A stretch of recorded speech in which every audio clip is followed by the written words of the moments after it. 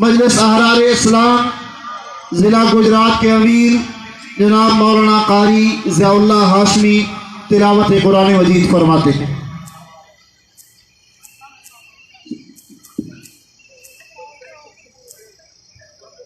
अऊज़ु बिल्लाहि मिनश शैतानिर रजीम। बिस्मिल्लाहिर रहमानिर रहीम।